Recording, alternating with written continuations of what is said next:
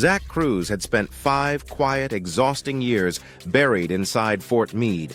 Fluorescent lights, encrypted terminals, and the endless hum of NSA servers becoming the soundtrack of his life. He lived in a world of digital shadows where danger came as intercepted whispers and encrypted fragments.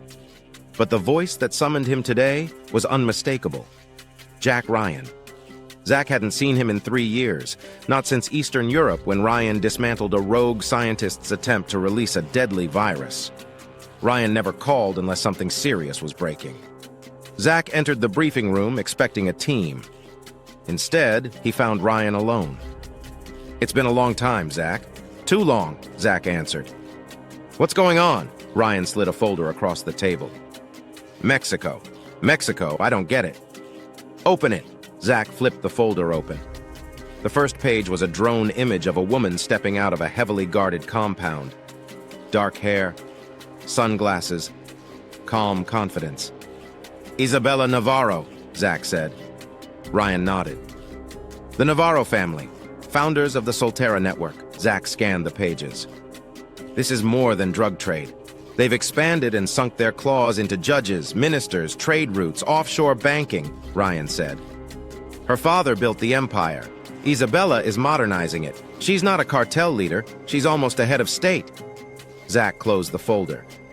"So what does this have to do with us?" "Latest intel suggests the president of Mexico is being influenced, possibly compromised, by Soltera, and every lead points back to her. That's a national security threat. It gets worse," Ryan said with a slow exhale. "We believe there are 2 moles in Washington, each in a different agency, high level." Zach felt his chest tighten. 2? That's why we can't send forces. A task force would leak instantly. She'd vanish. This has to be quiet. So you need someone off the books. Someone they don't expect. Someone they can't trace. Someone I trust. Zach listened closely.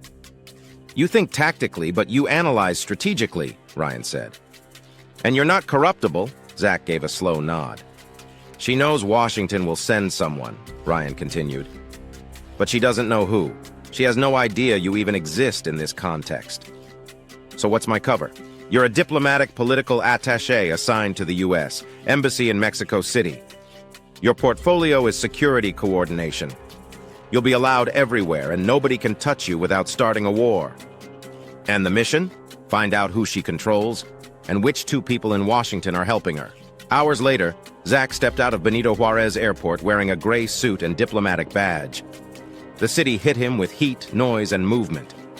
His instincts awakened instantly. A black Suburban sat too long at the curb. Tinted windows. 2 silhouettes. One wearing an earpiece. He didn't look at them directly, only caught their reflection in a window. His embassy escort approached. "Mr. Cruz, welcome." Zach nodded and climbed into the car. Behind him, the Suburban rolled away. Across the city, high above the skyline, Isabella Navarro watched the airport feed.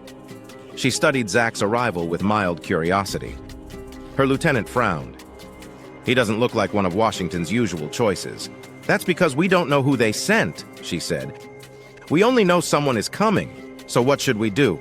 We watch, we wait, and we see how he moves. Diplomats can't be touched." She smiled faintly. "Invite him to the gala. Let's see what he reveals without realizing it." 6 weeks later, Zach confirmed what he had feared. Soltera wasn't influencing the government, they were woven into it.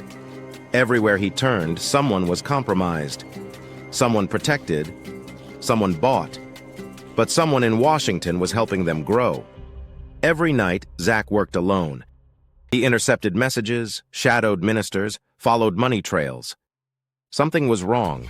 Someone kept getting ahead of him. He couldn't tell if it was bad luck or a traitor. One night, a contact met him on a rooftop. Mateo Rivas, normally composed, was shaking. "You came alone?" Mateo whispered. "Always." Mateo slid a flash drive across the table. "This is from inside La Casa del Sol." "What am I looking at?" Zach asked. "The president's liaison met with someone from Washington 2 nights ago." Zach's heartbeat slowed. "Who?" "They called him Redbird." Zach froze.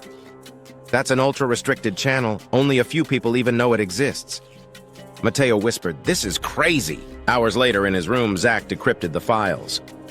Surveillance photos, messages, and a black SUV outside the presidential compound.